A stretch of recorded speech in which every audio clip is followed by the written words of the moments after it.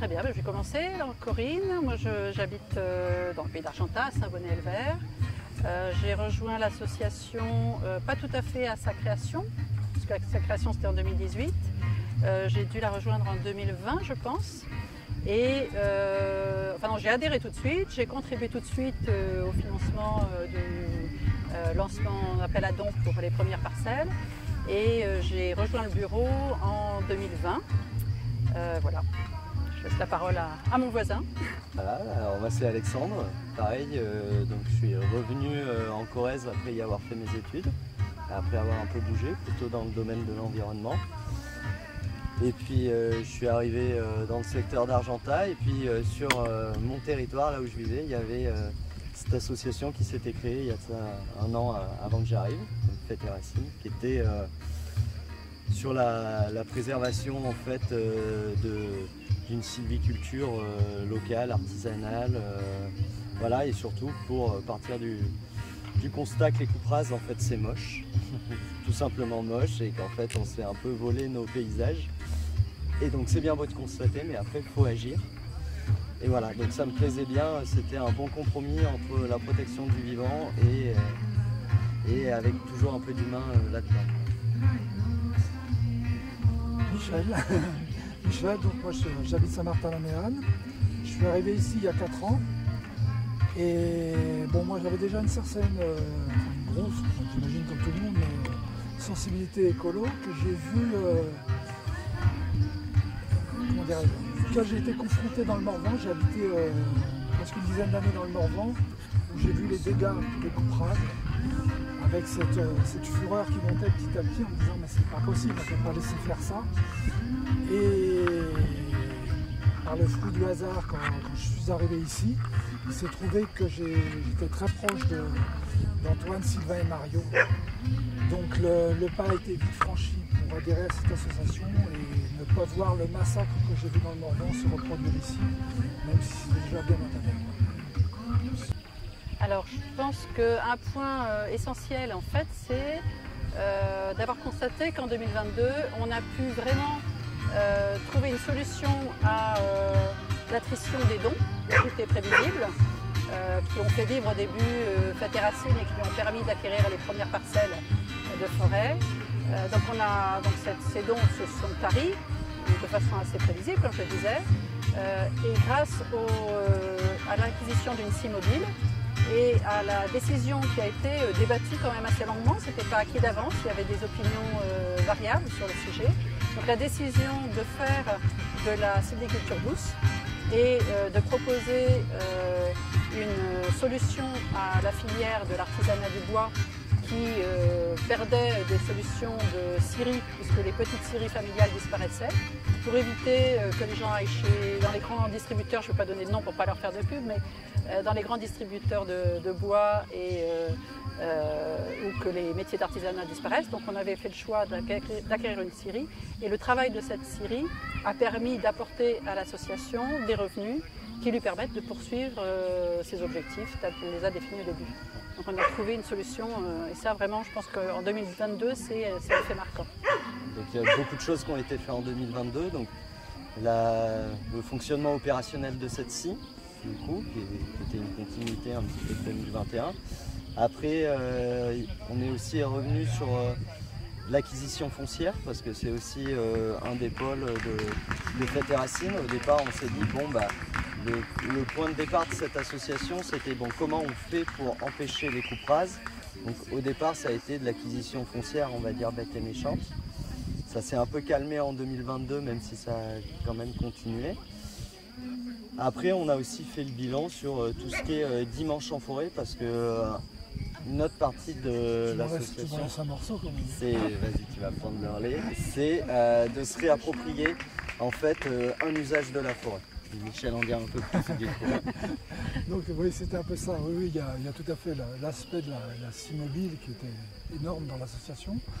Donc il y a l'aspect achat foncier. Donc j'étais très, très content. Je me disais, je vais parler des dimanches en forêt.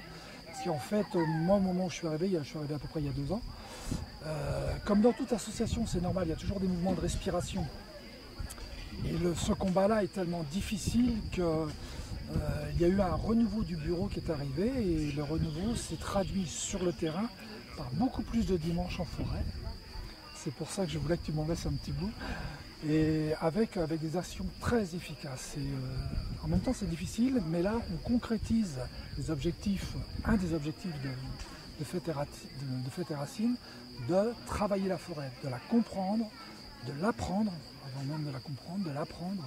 Et ça, je trouve que le bilan de cette année 2022 est très positif pour ça, très positif. Et l'autre but des dimanches en forêt, à l'origine, quand on avait mené cette réflexion, c'était de trouver un moyen de créer un rendez-vous régulier pour les membres de Fêtes et Racines, qu'on n'ait pas besoin d'organiser des événements à des dates non définies, mais on savait que les gens savaient que quoi qu'il arrive, le dimanche après-midi, il y avait la possibilité d'aller partager cet apprentissage de la sylviculture douce avec Fêtes et Racines. Donc ça contribue à la fidélisation en fait, des membres de Fêtes et Racines. Et puis c'est aussi un lieu, un moment où on partage, où on se retrouve vraiment. Ça permet aussi de discuter de manière informelle sur comment on voit, comment on fait face, à ce qui se passe autour de nous et comment on se positionne vis-à-vis de ça. Donc ça, c'est des moments qui sont assez importants. Et c'est aussi donner des zones vitrines, de voir en fait qu'on peut gérer de la forêt autrement par la coupe rase et que ça fonctionne en fait. Et ça permet aussi aux gens extérieurs de venir expérimenter. Pas forcément tous les dimanches, mais de manière occasionnelle, voir comment ça fonctionne. Donc si vous voulez venir, n'hésitez.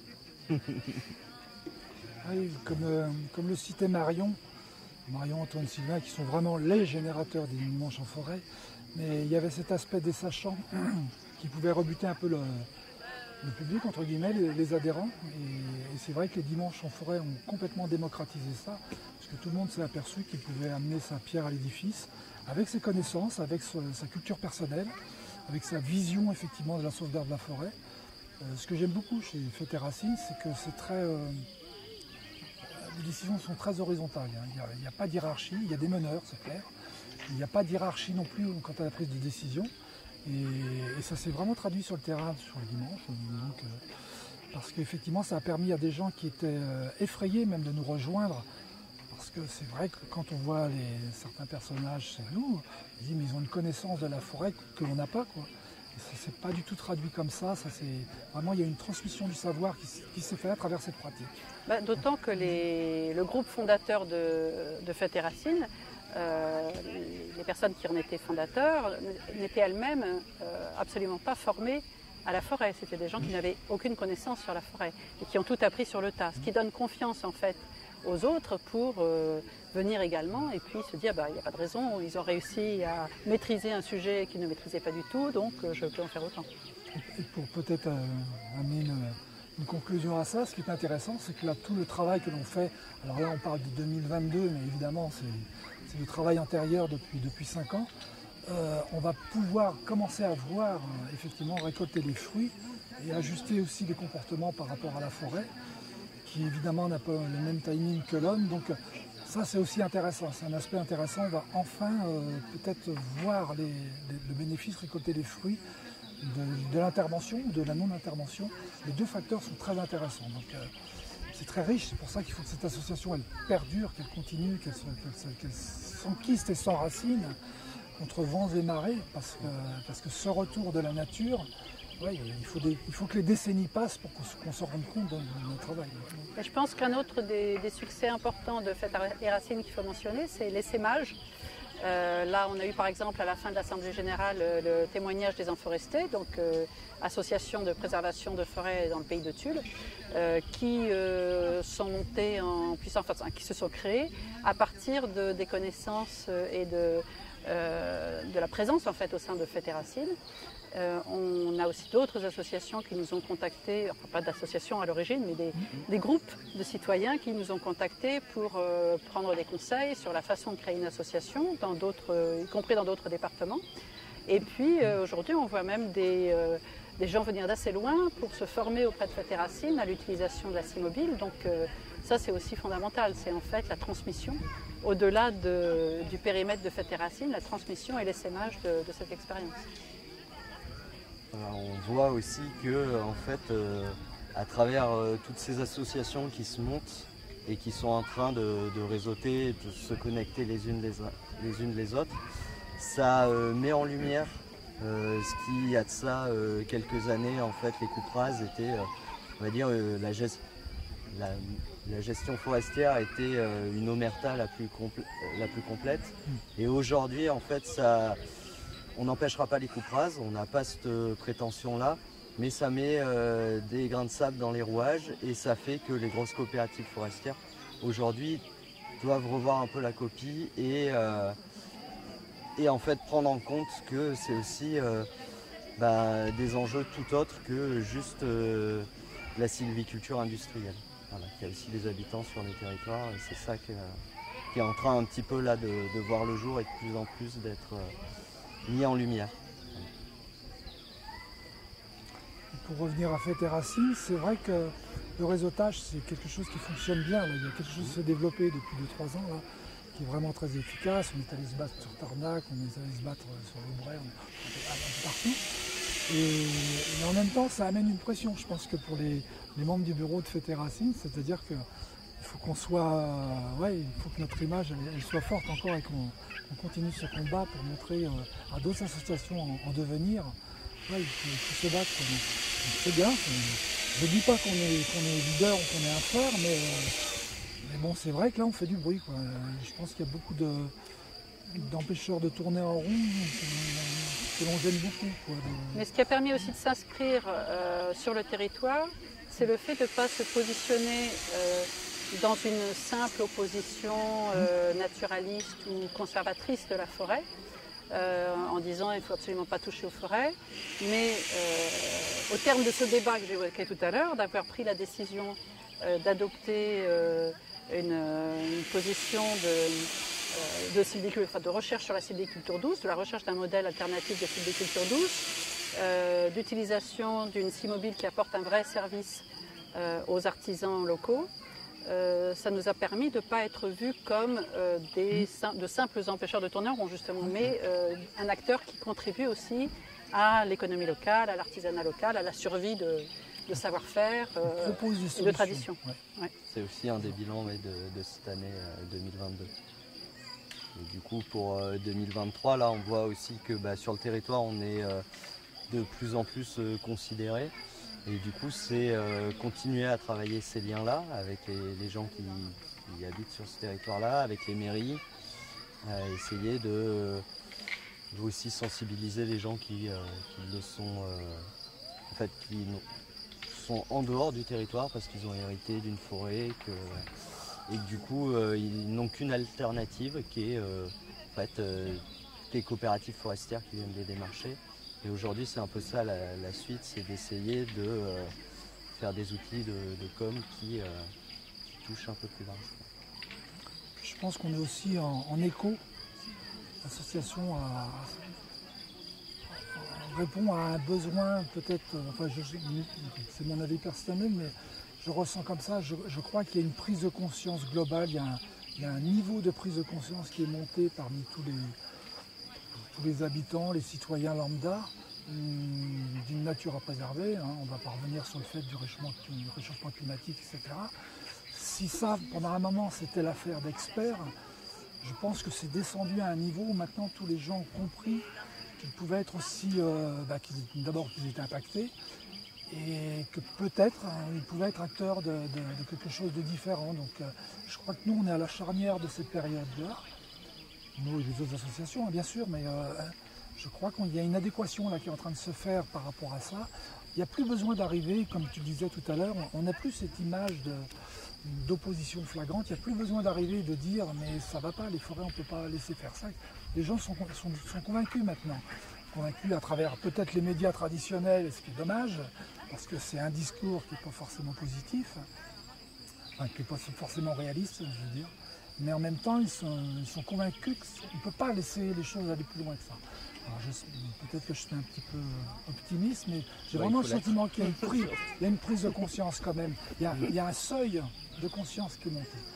Là, on va dire les 10 dernières années démontrent quelque chose. Donc, En tout cas, on voit que les initiatives se multiplient. Ouais. Les initiatives allant dans le même sens que le nôtre se multiplient. On sort, c'est un peu ça les bilans, c'est qu'on sort du constat fataliste un petit peu d'attendre une solution une technique. solution technique, une solution extérieure, une solution étatique, et qu'en fait les gens se disent maintenant, et ben en fait si on veut que ça évolue dans le sens qu'on souhaite, il faut qu'on y aille, quoi. Et c'est un peu le...